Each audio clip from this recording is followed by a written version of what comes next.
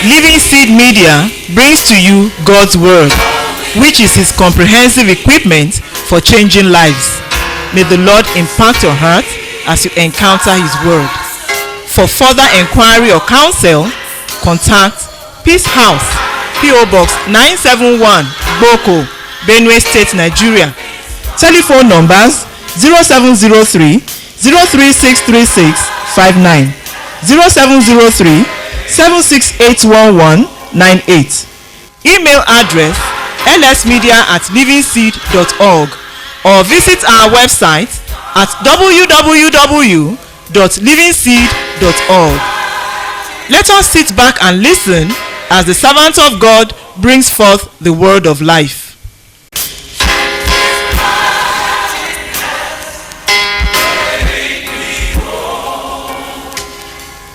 For the message tonight, we want to consider the minister's passion for preaching Christ. The minister's passion for preaching Christ. I want us to quickly go to Matthew chapter 9. The Gospel according to St. Matthew chapter 9.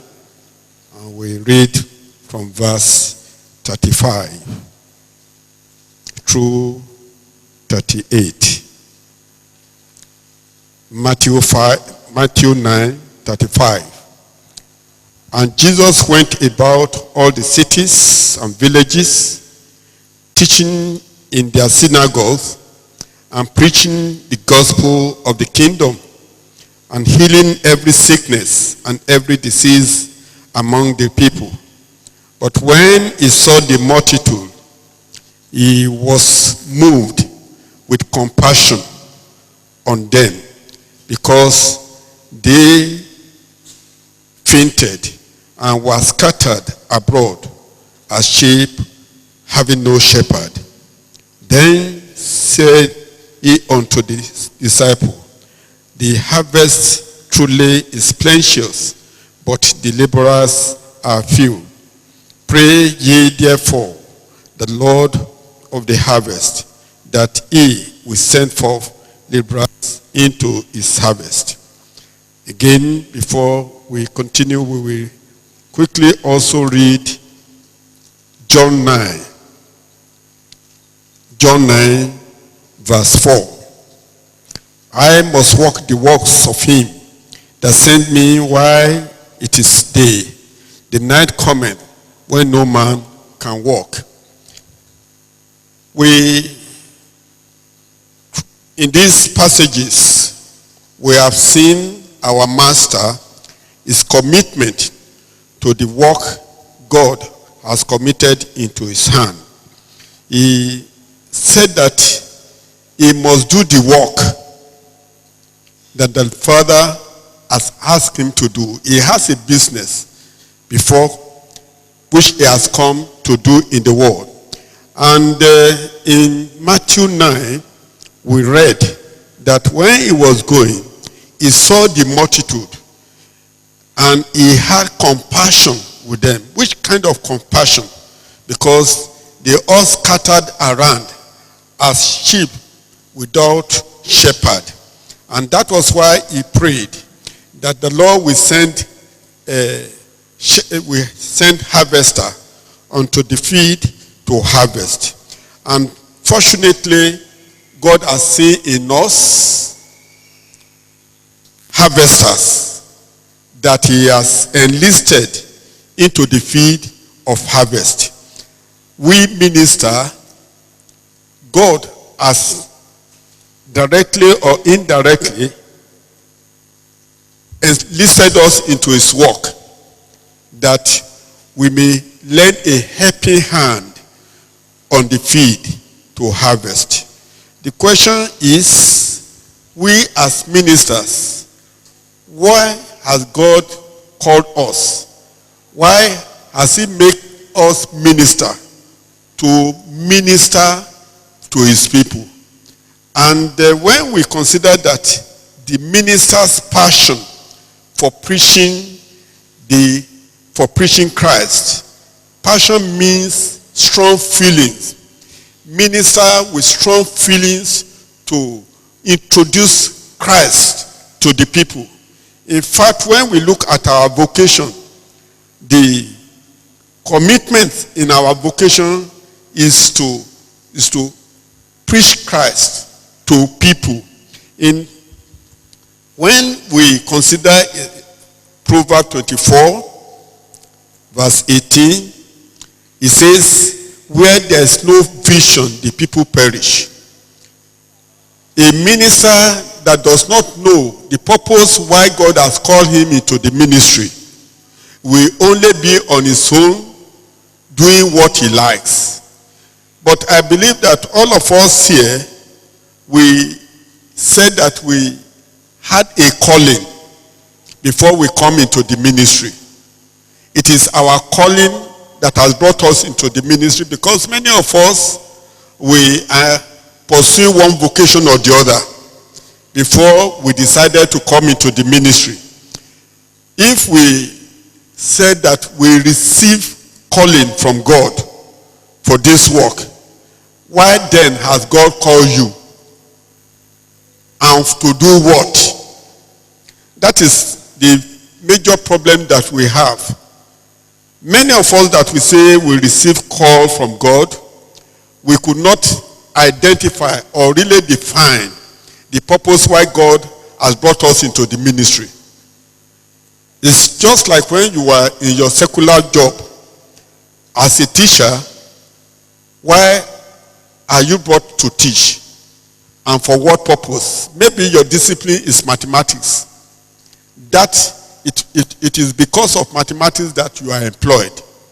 And your primary assignment in that school is to teach mathematics. If you say you have a calling to the ministerial work, then the question is, what is your primary assignment in coming into the ministry?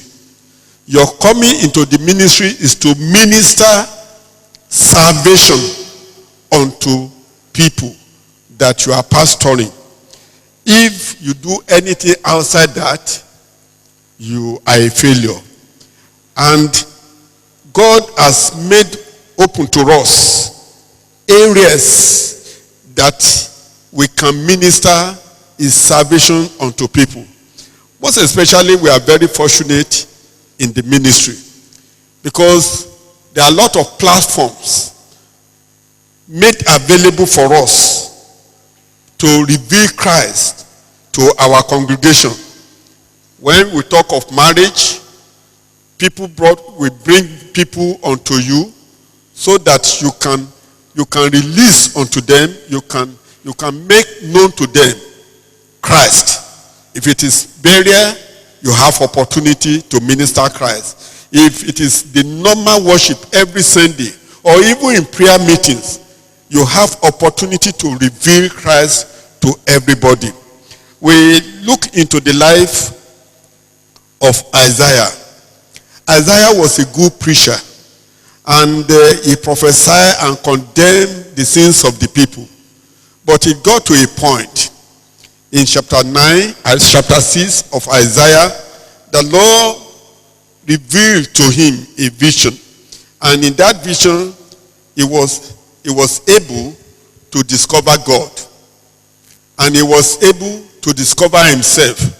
And he was able to discover his environment. And that is why the word in verse 5 says, woo. Because he saw God and saw himself. And he could see that God is so holy. And that even though he has been preaching the word, but with soiled mouth, he saw himself as a sinner. And not that alone, he looked inwardly and saw himself that he has been, with dirty mouth, he has been ministering to the people. And not that alone, he saw people around him as living in the midst of sinners. Until all of us are able to see this vision, we see God in his glory. We see ourselves that we are in need and that we are not capable, but God has made us capable by adoption when we are converted. And he placed a work, an assignment in our hands to go out and minister his word and reveal himself unto people. And in the vision he saw multitude and saw them as sinners. The same thing happened to Joel. When God gave him a prophecy concerning the children of Israel, he said, multitude in the valley of decision, for the day of the Lord is near in the valley of decision. And the sun and the moon shall be darkened, and the star shall withdraw their shining. The Lord also shall roar out of Zion and utter his voice from Jerusalem, and the heaven and the earth shall shake, but the Lord will be the hope of his people and the strength of the children of Israel. When we look around and we are able to perceive and see properly the people around us, where they are heading to, you as a person that's supposed to help them, we need to come to rescue them. Multitudes in our society today are perishing. Many of them are wallowing in sin that will lead to destruction, because the word of God says that the wages of sin is death. If we have passion for them and we don't want them to die suddenly in hellfire, there is need for us as a rescuer to rescue people from perishing. Majority of our members that we are pastoring, you know in yourself that majority of them do not have the grip of Christ. Many of us, we pamper them. We tell them sweet things that we make them to be committed to the church, not to be committed to God. We find it difficult to strike what sin is. And in every way, even though we organize many programs, for example, like it was said the other time, that many of us will organize prayer meetings, which will even last 7 days, 14 days. But throughout the program of the prayer meetings, all what we will center our attention on is how to destroy our enemies. How to destroy our enemy. There will be no time that we will expose these people to see their inward life, whereby they can turn to Christ. If we don't capitalize on destroying of one's enemy or one's destiny, then we go into 7 steps of prosperity. And that is what we will hammering on throughout the 7 days. But we know that the word of God says that we should tell sinners that it will not be well with him. We will never mention that area. But we will look for passages in the Bible that we speak to their consciousness or to their conscience that if you do this, if you do that, you will make a breakthrough. But we will never at any time bring them to Psalm 1 and starting from verse 1 that says, blessed is the man that walketh not in the counsel of the ungodly. That area we will not expose to them. That only those people that can have a breakthrough and can be blessed are those people that are not walking in the counsel of the ungodly, nor standeth in the way of sinners, nor seated in the seat of the scornful. We will not explain that area to them. But what we will explain to them is how David made it, how Solomon became prosperous, and how this and that. But the brain behind their prosperity we will not reveal. And this is because we have no passion, we have no strong feeling for where these people will end their life at the end of the day. Majority of our members that we have and we are responsible to do not know the true gospel of God. They do not know the grace that is in the gospel, because we, the minister, have no vision than to get our daily bread. Many of us will gather people because we want to make money, we want to pay our assessment. In fact, most of the time, it is our assessment that is our focus, not even the soul. And when you see people visiting, making visitation, it's not because they want their souls, but because they want them to come to the church, so that the offering in the church will be better. And when we hear that somebody is there, we will be eager for the burial, because we know that at least that will bring income. We don't have pity where that person is going to spend eternity. And all these things matter so much before God. Jesus knew why he came to the world. But many of us, we don't know why we have come into the ministry. In Luke chapter 4, verses 18 and 19, Jesus declared that the Spirit of the Lord is upon me, because he has anointed me to preach the gospel to the poor. He has sent me to heal the brokenhearted, to preach deliverance to the captive, and recovering of sight to the blind, to set at liberty them that are bruised, and to preach the acceptable years of the Lord. He got it correctly right from the onset. The question is, do we get it correctly before we enter into ordination? And after we have entered into ordination, what is our motive? What is our objective? Why have we come into the ministry? To do what? And since we have been in the ministry, what have we achieved? Many of us, we take pride in the auditorium that we build. We take pride in the vicarage we build. We take pride in the bus. We call it evangelism bus. But do we actually use that bus for evangelism? But when it comes to souls, how many souls have you won since you have been in the ministry? You will scarcely see us counting one or two. Many of us will be in a parish for 5 years. And if they ask us, within these past 5 years, how many souls have you won for the Lord? You will scarcely see us pointing to one that we have won and we have discipled. All these are pointer of failure. Many of us may have become managers. We are maintaining officers. We maintain what we meet on ground.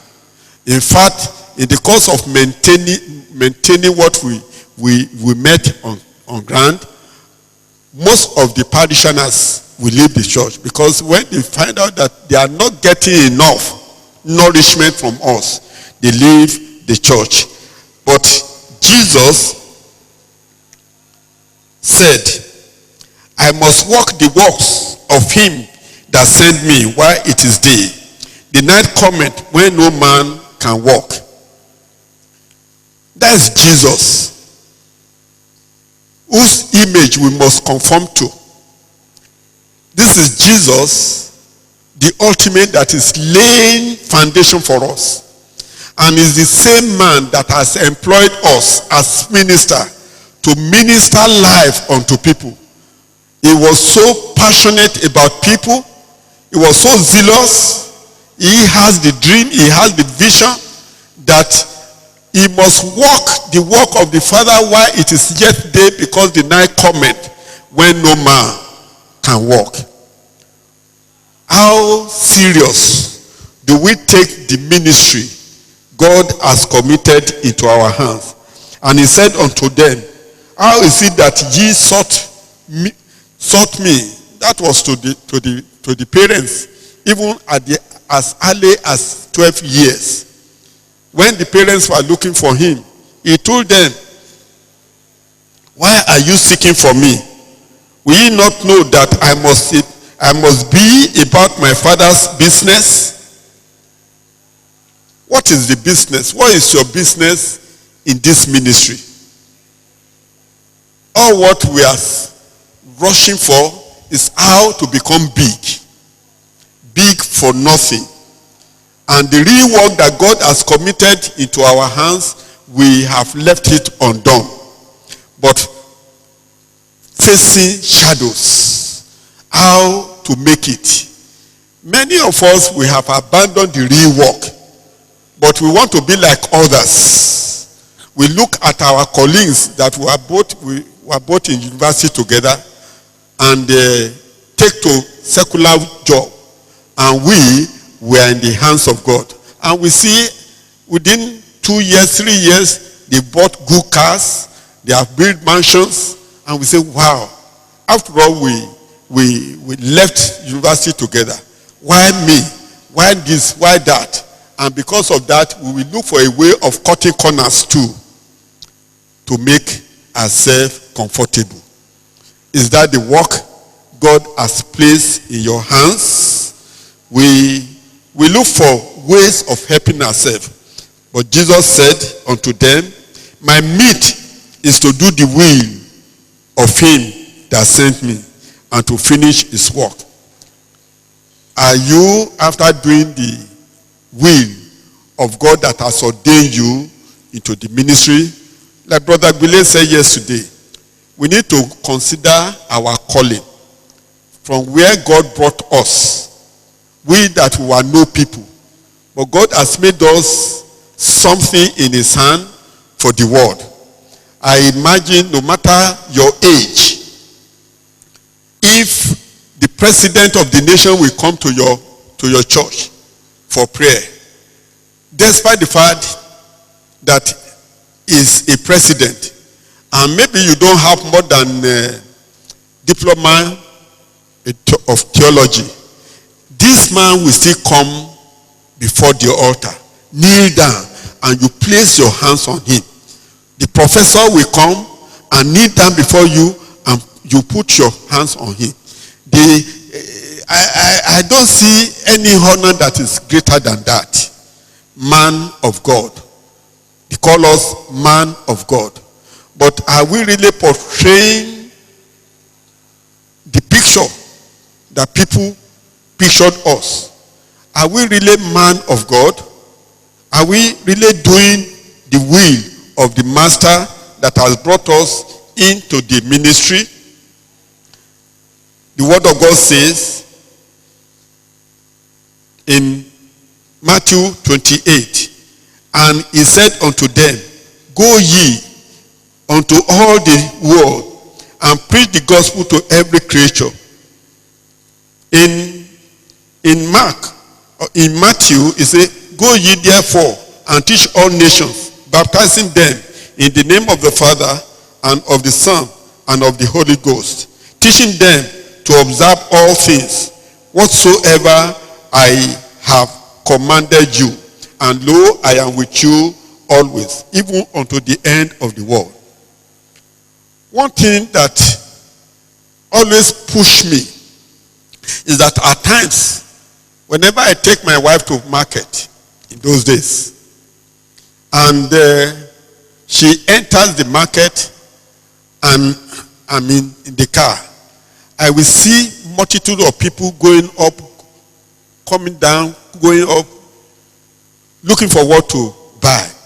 And the Spirit of God will tell me, these people, are you sure that they are going into heaven?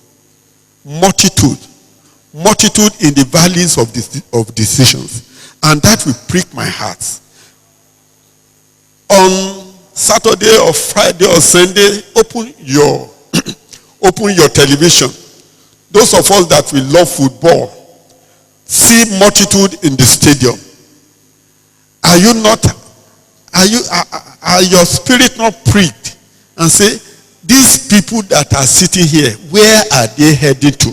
Thousands of them in the stadium, watching football. How many of them will make heaven? Are you not being touched? And see many people that are streaming to hell. And no wonder Jesus said that the road that leads to hell is very wide. Very, very wide. The road that leads to heaven, very narrow, only few. Why can't we be one of those people that will be instructing and leading people towards this narrow road? But we feel comfortable in our vicarages, getting ourselves relaxed. The world goes out into the open to market their products. And they have strategies that they use to market their products for people to buy. They picture it, they do everything in order to make the product very good. But the question is, what is the product of the ministers? What are we selling?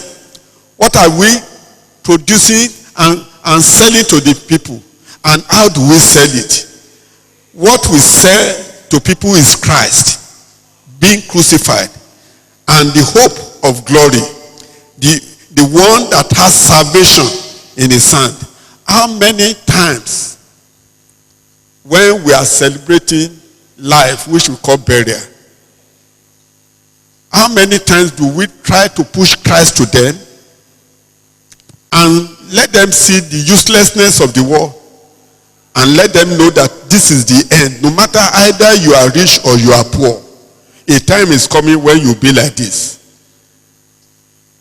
How many times do we announce to the people to come and accept Christ? What are we doing in pushing evangelism onto the people? It is vision that leads to passion. If you don't have vision and you don't know exactly what God has asked you to do, there's no way you will develop passion for it. And it is passion that develops body. It is the body in your heart that will push you moving to do even what you think you cannot do.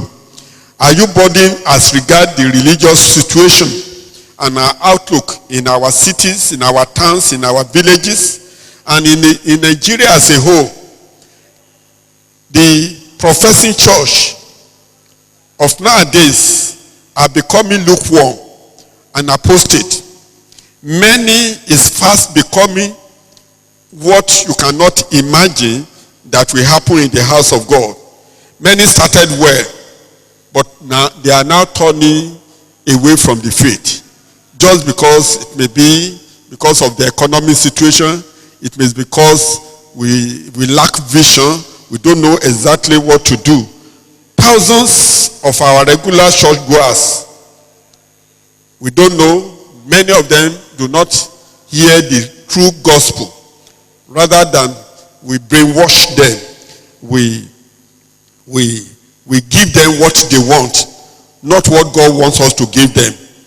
Is it not yet time that true servant of God cry aloud and proclaim once again the mighty, soul transforming truth of the Bible? People are expecting something reasonable from us. If we compare the evangelistic labor of the apostles, the reformers of the old, and many of the esteemed men who were used in evangelism, such as Boyer, Whitefield, Edward, Spurgeon, Wesley, Finney, Moody, and Oswald Smith, if we compare their zealousness and their passion for evangelism with the present day ministers, you will cry, you will mourn, because there are those people that were earlier than this, even in Nigeria, in those days, in the 70s. If you compare the evangelism of 70s with the present day evangelism, you will see a wide gap. Because in those days, Once you say you are a child of God, your mind will be, oh Lord, give me souls. Give me souls. And you move from one village to another, from one program to another. You plan strategies of winning souls. But today, everybody is minding his own business. Even pastors. How many times or what time, when you cast your mind back, when last have you taken your members for evangelism?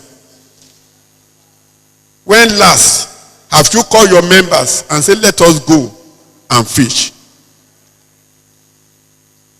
Rather, we do inside program, and when many of us are conducting a revival, we look at the gain at the end. Not the gain of souls, but the money that we collect during collections.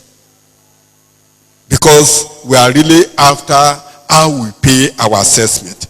All these are watering down the work of evangelism in our various places.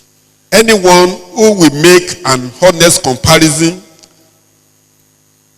will soon see a vast difference in the message in many areas, but particularly in respect of the character of God and the biblical doctrines in terms of evangelism. Have the glorious days of evangelism passed and passed forever? Where are men of strong passion for souls, like we have in the days of Wesley?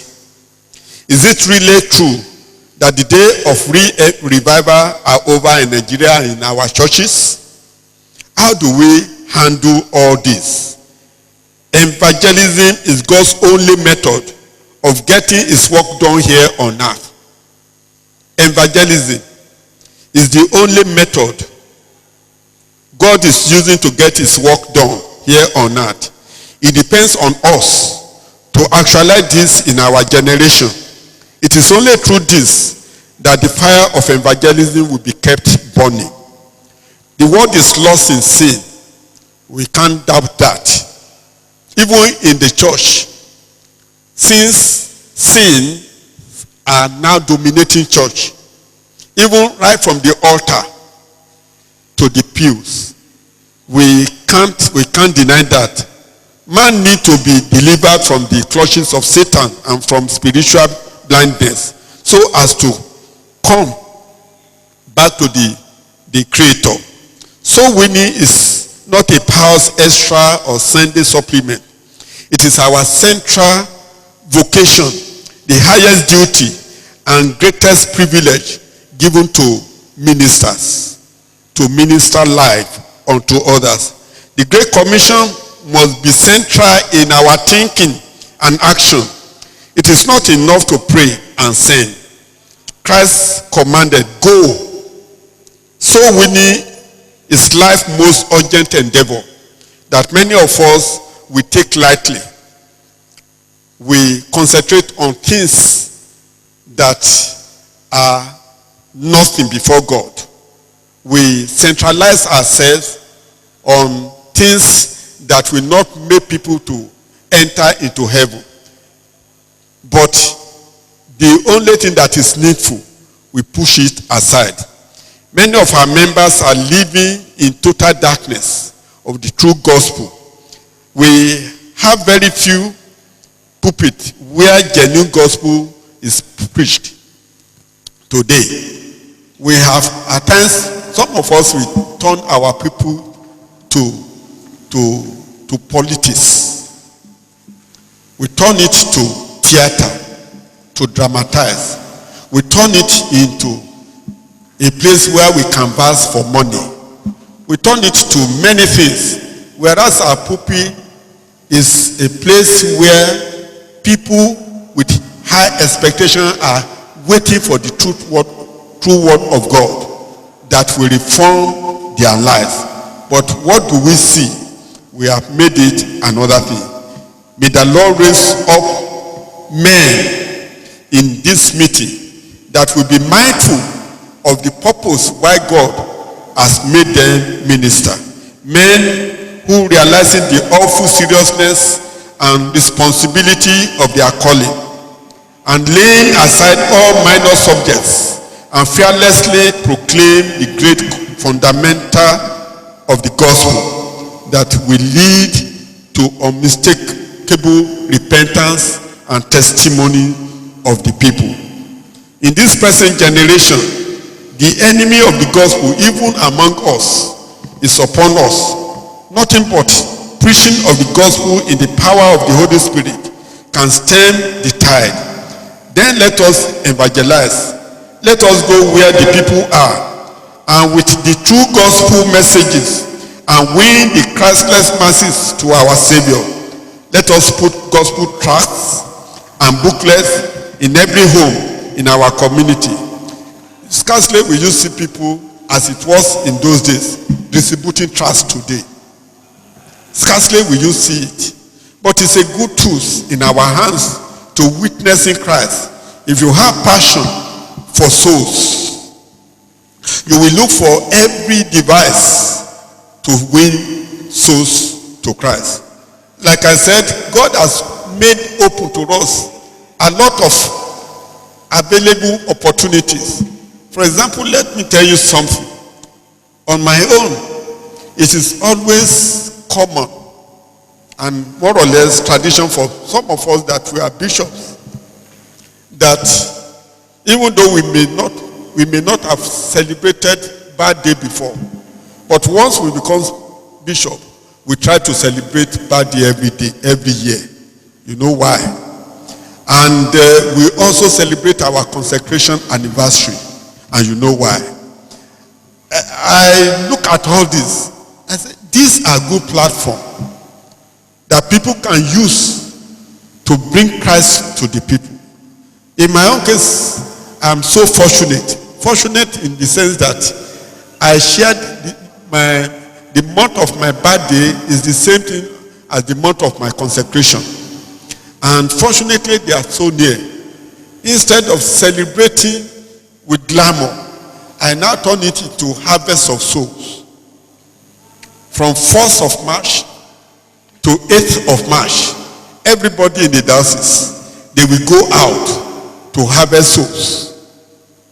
And I have seen it working, because what can we present to God? I want to be grateful to God.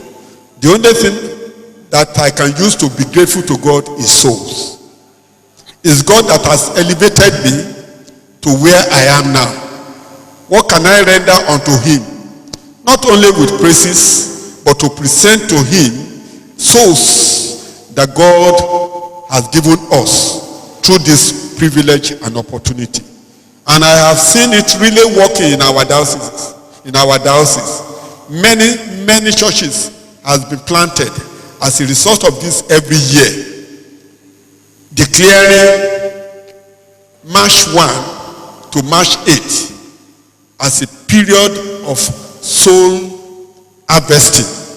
And I thank God for my clergy, my minister.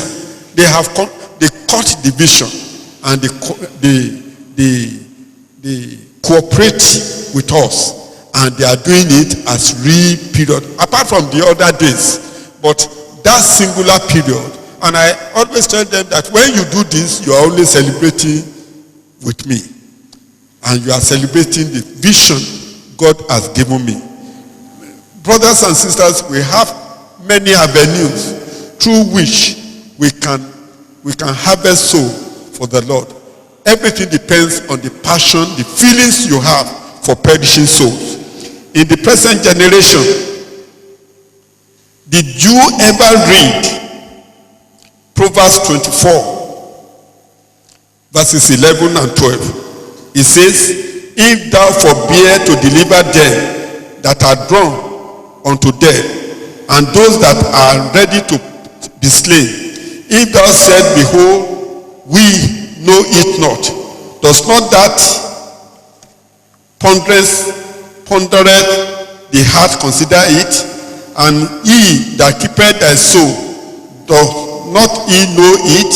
And shall not he render to every man according to his work? if men are threatened with death, and that is the second death, hell, fire, we fail to warn them, we are to be blamed. As ministers, we cannot plead ignorance. We can't say we do not know such an excuse will not be accepted.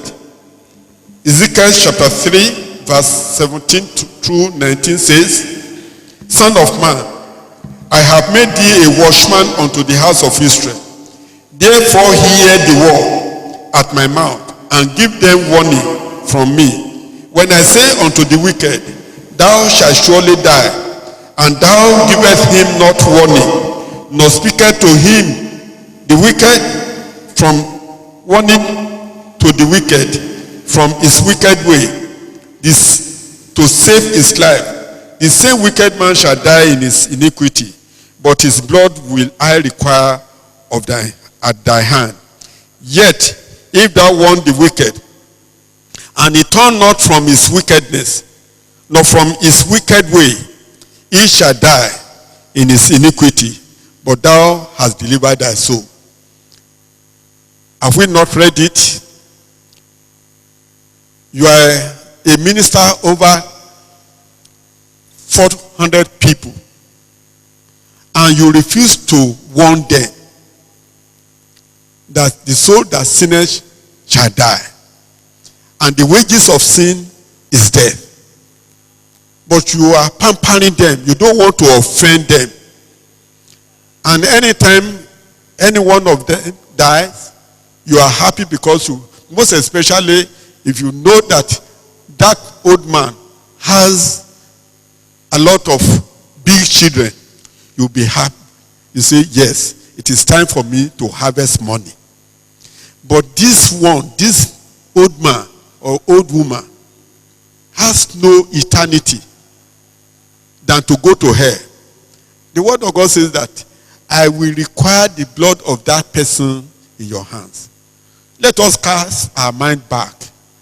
How many burials have we conducted in our various churches? And consider each one of them. Where will they end their eternity? Is it in heaven or in hell? And these are dying in our hands. These people are dying in our hands. Do you think that you will not give an account at the end of the day? But you feel comfortable. You have no passion for their souls where they are going to spend eternity. He says, when I say to the wicked that he will die in his wickedness, in his wicked way, and you refuse to tell them, he says, their blood he will require from us. We must sound the alarm. We must tell them of their dangers. Paul is telling us in 1 Corinthians 9:16b, for necessity is laid on you as minister. Yea, who is unto you if you preach not the gospel? It matters not how spiritual a church may be or how a minister of God may profess to be. If souls are not saved, something is practically wrong, and the professed spirituality is simply a false experience. If you say you are spiritual and you can't win a soul, then we will ask from you, where is the elements of your spirituality? Your experience is a deceit. People are satisfied to meet together. People are satisfied to meet together simply to have good time together in fellowship. They say, how is the fellowship today? You say it's wonderful. We gather together every now and then for prayer meeting. We do this, we do that. I remember there was a time in the church we were having prayer meeting. Because every prayer meeting, I normally go into the scriptures and tell them the rudimentary of what we mean by prayer and how their prayer can be answered. There was a woman that I didn't know. She was not my member. She was just passing by. But not knowing that the woman was going to a place to commit suicide. And according to her testimony at the end of the day, when she was passing by, he said, one spirit just said, go into that church and listen to what is going on there. Lo and behold, she came, and I didn't recognize her. The word that she was hearing from my mouth was more or less as if, according to her, they opened the secret of her life for me. Right there, she gave her life to Christ. Right there, because for the past 2 weeks, she had never slept and neither eat anything. After that service, she became relieved, giving thanks to God. But she didn't tell me. She went back home, ate, and slept off. It was later that she came and said, thank God that I attended the prayer meeting. Now, all these avenues are avenues for us to minister Christ to the life of people. And for you to do it diligently, it depends on the passion you have for the people you are pastoring. If that passion is not there, you won't be able to achieve. The only thing that we need to do is to go to God in prayer and ask God and pray to God to give us passion for soul. To be relevant in this business, we must be spiritual, we must be spirit-filled, and be victorious over sin. Be 100% for him. Your loyalty must not be divided. Your eyes must be focused on the Lord, and your intention, your mind will be to please God and please him alone. And you must look for every avenue to please God and to fulfill the purpose why he has ordained you. It is only when you do this that you will be diligent, and there is no way every now and then there will be a test in your heart as if you have not satisfied the purpose why God has called you. You must fully yield yourself and entirely to God's work and be separated from the world and his affection. A movement, we need a movement that will be on fire for souls in our generation. As ministers, we must be endued with the power of the Holy Spirit, which will generate in us strong passion for soul, because fire begets fire. Our God is a consuming fire. God and fire are inseparable. So are men and fire. Every single one of us is now treading in a path of fire, either we like it or not. Not you alone, even your congregation, because there is hellfire for sinners and there is judgment fire for believers. All what we do here will be tried one day. The same thing with the sinners. Because the church has lost its Holy Ghost fire, millions go to hellfire. Every year we celebrate Pentecost. I will ask from you, what does Pentecost mean to you? We know that the church of God started on the day of Pentecost. But beyond that, did you see what happened during the day of Pentecost? When the disciples received power and Peter stood in the midst of people and ministered. 3,000 people were converted at a go. Pentecost means pain. Yet, we have so much pleasure. We see people around us perishing, but we are less concerned. Rather, we only make their money to live comfortably. We do not care for their souls. Pentecost meant burden, yet we love ease. The Pentecost we celebrate every year is just ordinary celebration. We may plan programs that we make every area look attractive. We will decorate our church with all this decoration. And at the end of the day, the people will say, oh, the Pentecost of this year is so glamorous. Very nice. But what do you make out of that Pentecost as it was in the beginning? Pentecost means prison.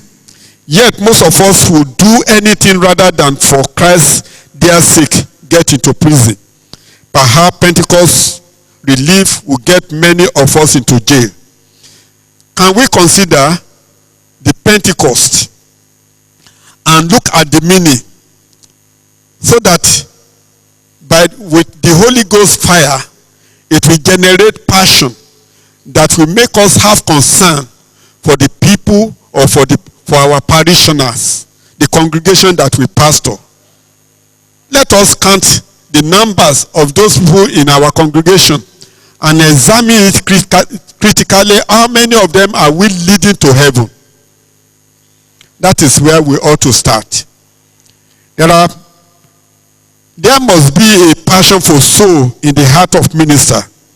He must be a prayer warrior who has body to travail. Who has body to travail for souls. Prayer makes the soul tender. Prayer creates hunger for souls. There's no way if you pray for anybody, you will want that person to live a correct life.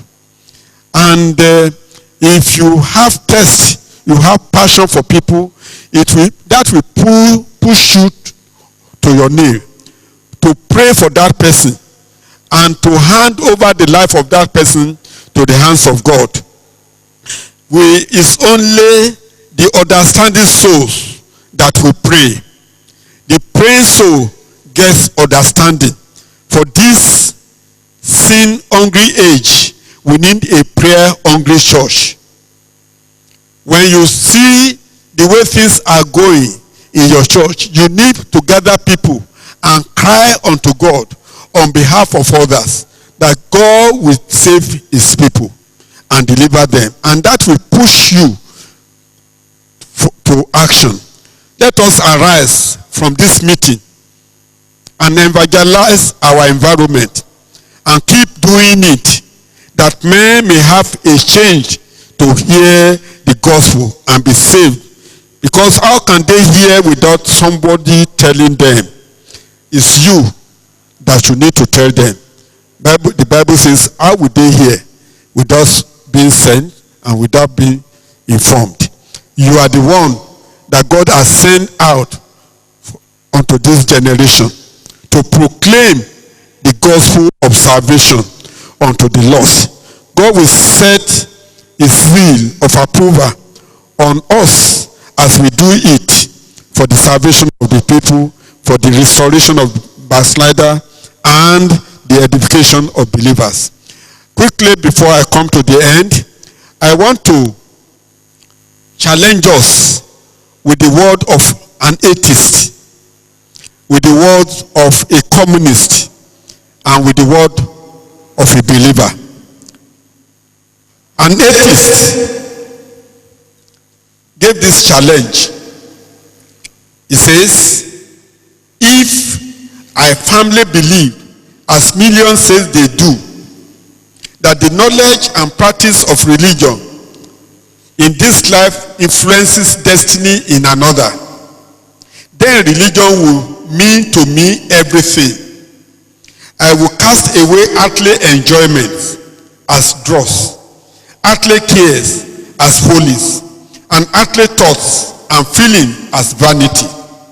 Religion will be my first waking thought, and my last image before sleep sank me into unconsciousness. I should labor in his cause alone. I will take thought for the morrow of eternity alone. I will esteem one's soul gain for heaven. What a life of suffering. Earthly consequences will never stain my hands, or seal my lip. Earth is joy and his grief will occupy no moment of my thought. I will strive to look upon eternity alone and on the immoral soul around me, soon to be everlastingly happy and everlastingly miserable. I will go forth to the world and preach to it in season and out of season. And my text will be, what shall it profit a man if he gains the whole world and lose his own soul? That is a word from an atheist that do not believe in God. And he said, if I should believe like other believers, those people that are religious believe, then I will take this task of evangelism very seriously. I will develop strong passion. It will be my food. It will be my everything. I will sleep with it. I will wake up with it. I will be so passionate about souls that are around me that are getting lost. If an atheist can say that, what about you, minister of God, that God has ordained you principally for this work? How are you taking the work? A communist will say, we communists have high casualty rate. We are the ones who yet shot and hung and lynched and are tired with jail and slander and ridicule and fire from our jobs and in every other way made as uncomfortable as possible. A certain percentage of us get killed and imprisoned. We live in virtual poverty. We turn back to the party every penny we make above what is absolutely necessary to keep us alive. That is a communist. In order to fulfill the ideology of communism, they sold their lives totally. They prefer to work in abject poverty just to get the objective of communism attained or achieved. We communists don't have the time or the money for many movies and concerts or T-bone stick or decent homes or new cars. We have been described as fanatics. We are fanatics. Our lives are dominated by one great overshadowing factor, the struggle for world communism. What is your life being dominated of? Is it my life or I am saved to save others? It's your passion towards saving souls. It says, we communists have a philosophy of life which no amount of money could buy. This makes me to remember, in our country we cry, we say they want to Islamize us. The Islam people, the Muslim has agenda. The question is, what are the agendas of we Christians? What are the agendas that we are carrying? We are so lukewarm where we are. Our agenda is to make everybody Christian.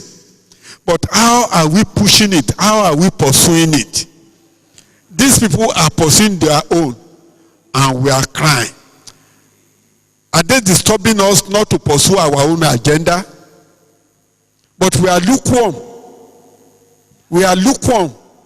We are so comfortable with coming, with celebrating masses, with our communion services, with all these kind of services we have. We are so lukewarm.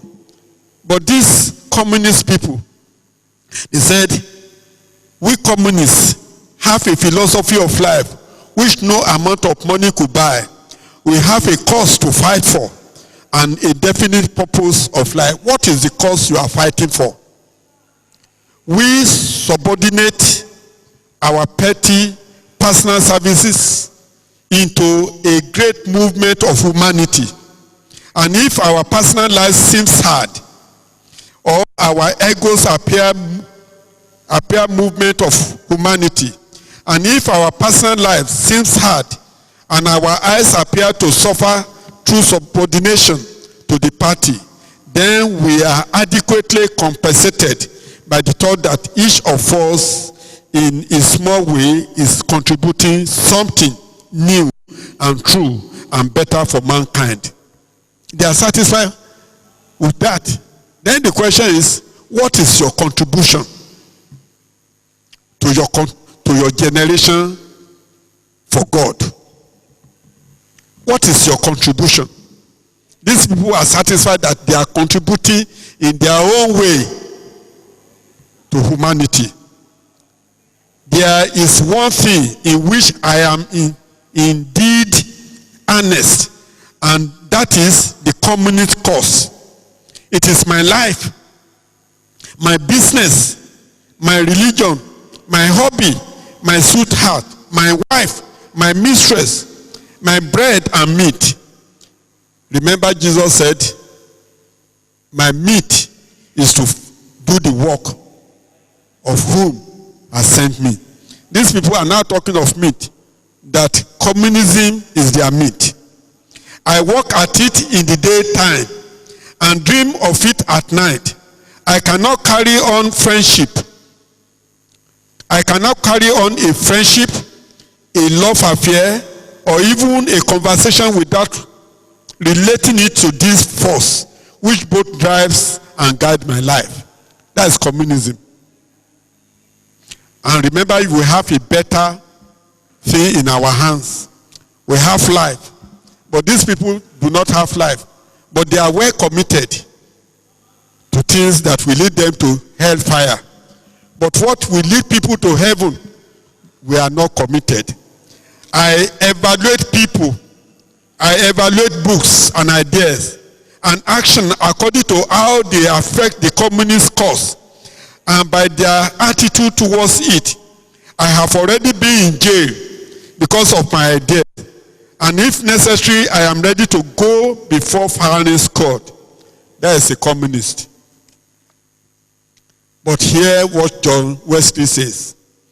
Give me 100 men who love God with all their hearts and fear nothing but sin, and I will move the world.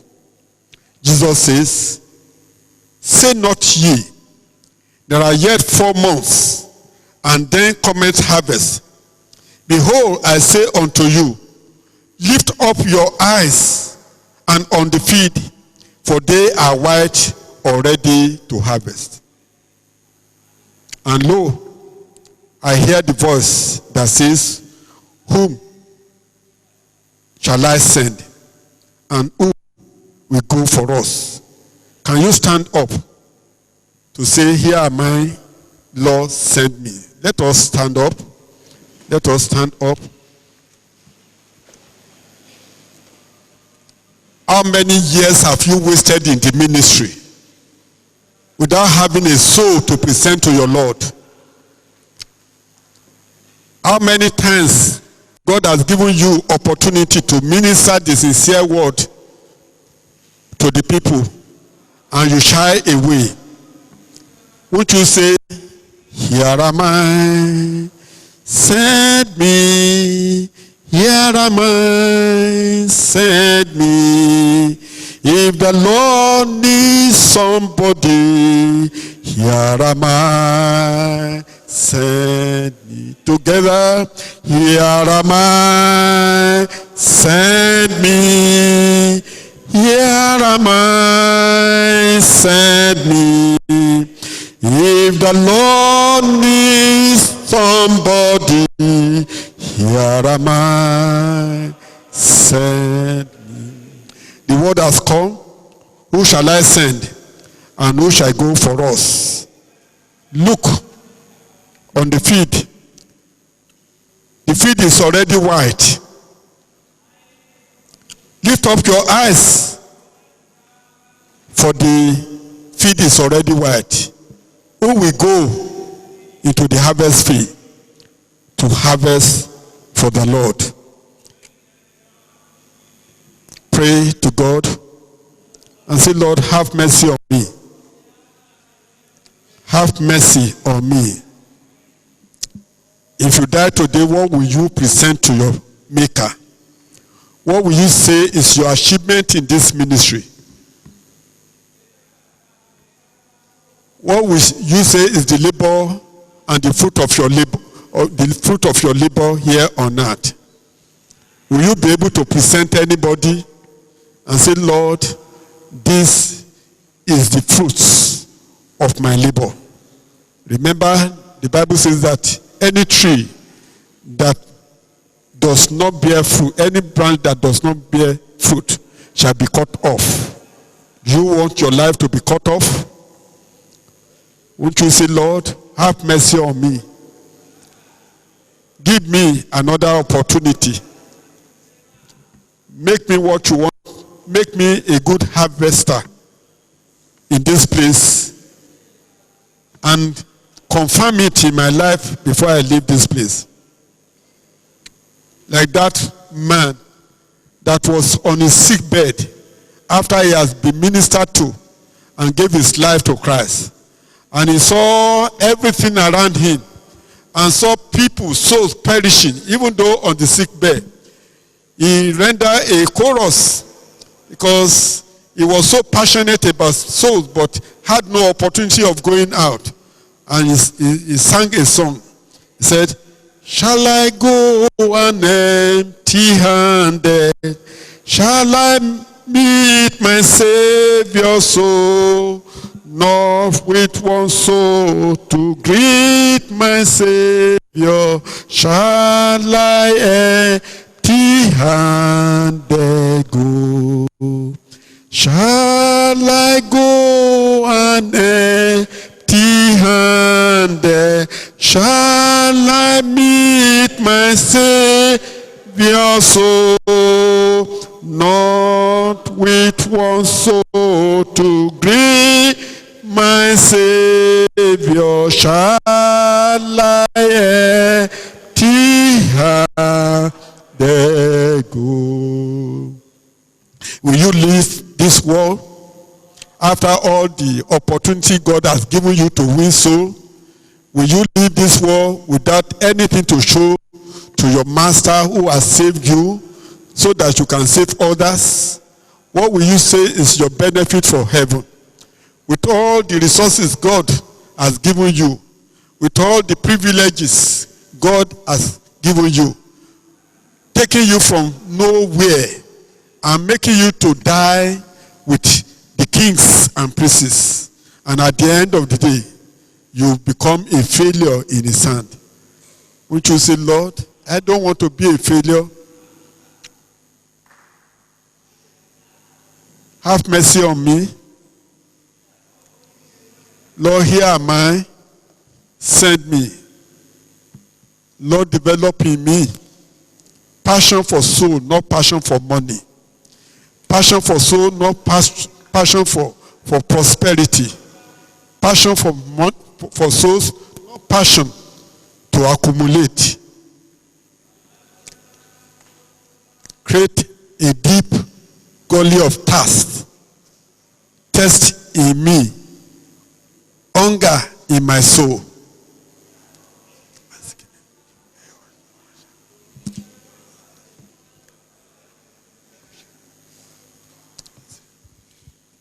Multitudes are within our domain perishing. Many of us will say, our members will not come to church. Are they to come to church or for you to go and meet them where they are? Some of us will give excuses. It is because of economic crunch that we have in the nation. Because they will not have any offering to give. We make excuses for people why they do not come to church. But the word of God says, go and preach the gospel to every nation, making disciples out of them. but we sit in our vicarage, we sit in our church, and we are expecting people to come. Pray that the spirit of lukewarmness towards the work of God, God will take this from you. Rebuke the spirit of lukewarmness in your life. I must not be barren. I must give birth. I must reproduce.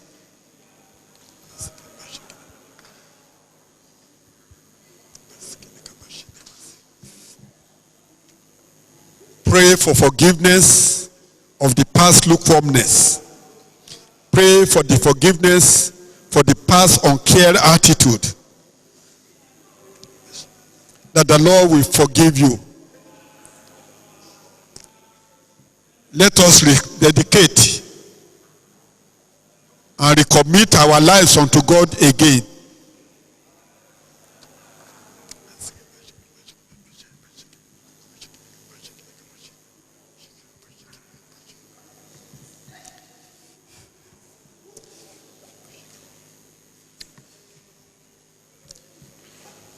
Are you not concerned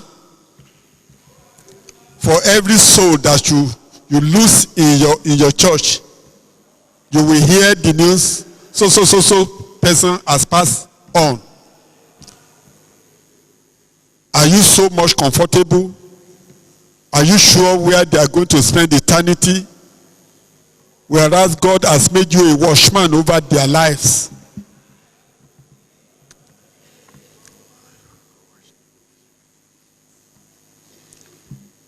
If a communist can be so committed to the cause of communism, and you, that you are having life, you are less concerned.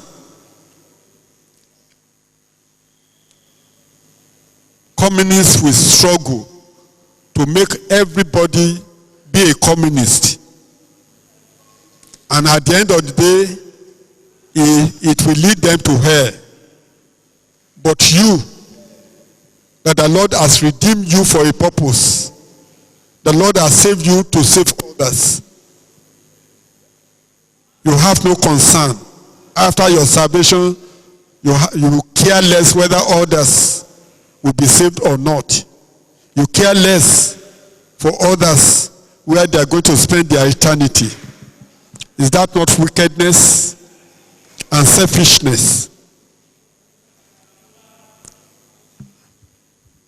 Pray that God will have mercy.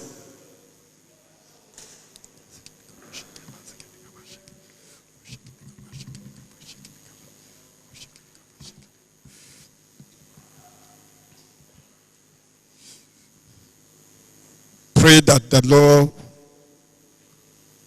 will impart His Spirit on you.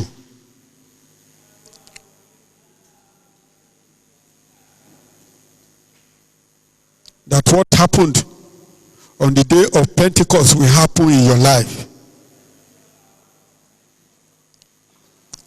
That the Holy Spirit will steer you onto action.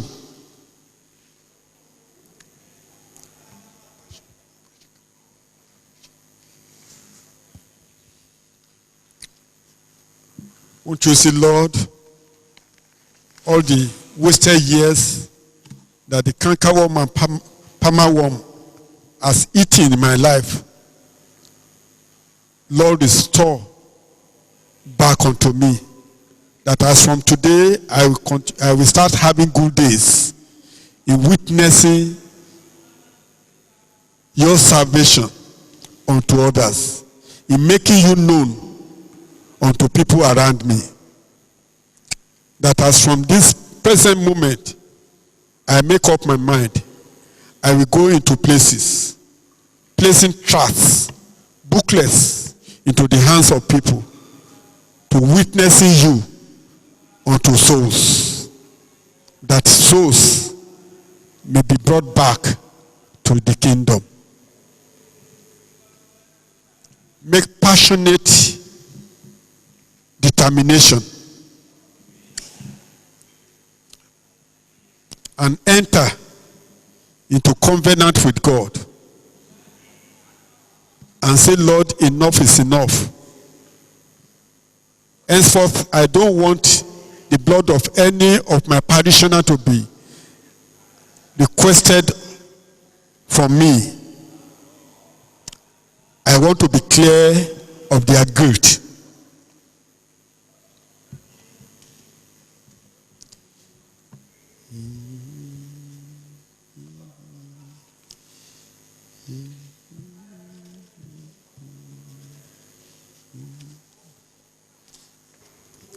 As we sing that chorus again,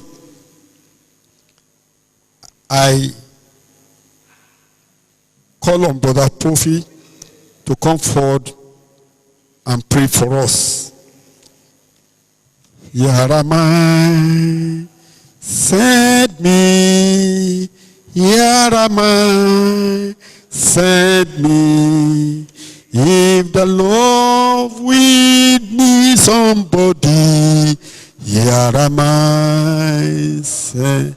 Everybody, Yaramai, send me. Yaramai, send me, Lord. If you need somebody,